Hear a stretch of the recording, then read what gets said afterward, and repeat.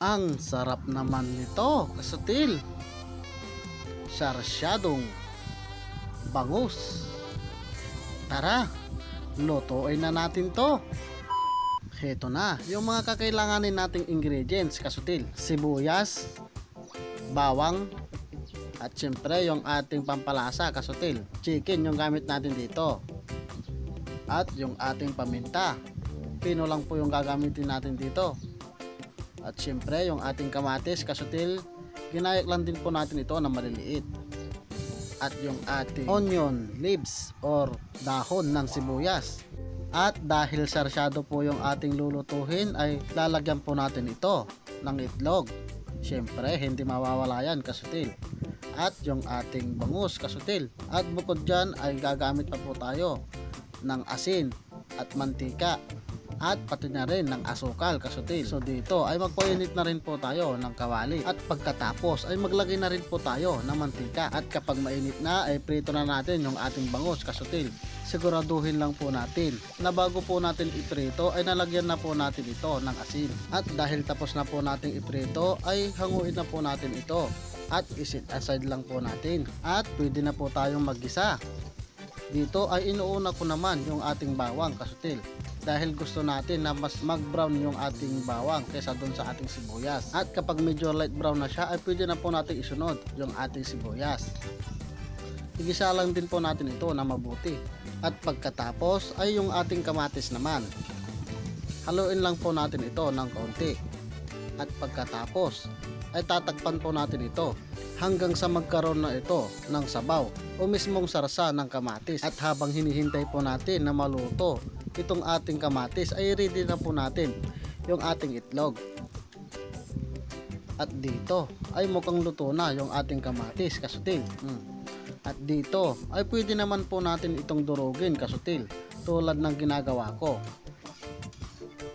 Durugin lang po natin ito ng mabuti. At pagkatapos ay lalagyan po natin ito ng tubig. Isang mangkok na tubig lang po ang gamit natin dito. Halu-haluin lang po natin ito ng kaunti. At pagkatapos ay ilagay na rin po natin yung ating itlog na niready po natin kanina. Haluin din po natin ito agad nang sa ganon ay hindi po siya mamuo tulad ng ginagawa ko, kasutil. At hihintayin lang po natin itong kumulo. At dahil kumukulo na ay pwede na po natin ilagay yung ating pampalasa, kasutil. Chicken yung gamit natin dito, pati na rin yung ating paminta. At dito ay pwede na po natin ilagay yung ating bangus na pinirito po natin kanina. Lagay lang po natin ito isa-isa.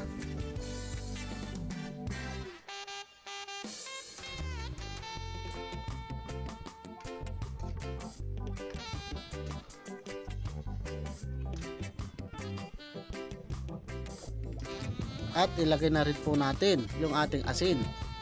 Kayo na po ang bahala, kasutil, kung gaano kaalat ang gusto nyo. At pagkatapos ay halu-haluin lang po natin ito sa gilid. Iwasan po natin tamaan yung ating bangus nang sa ganon ay hindi naman po ito madurog.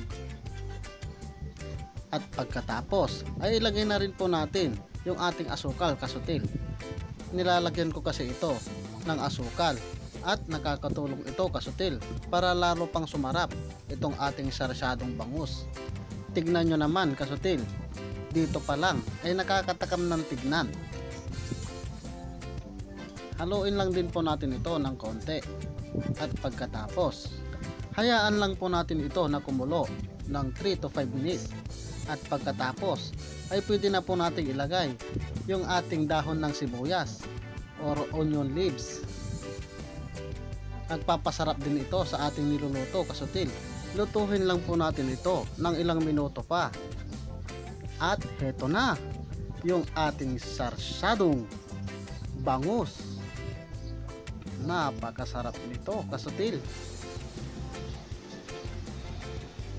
At kung umabot ka hanggang sa video natin ito, kasutil, sigurado ako na natatakam ka na rin dahil marami ang may favorite nito. At isa na ako doon, kasutil, pati na rin si Ampalayaman. Kaya't ano pa ang hinihintay mo, kasutil?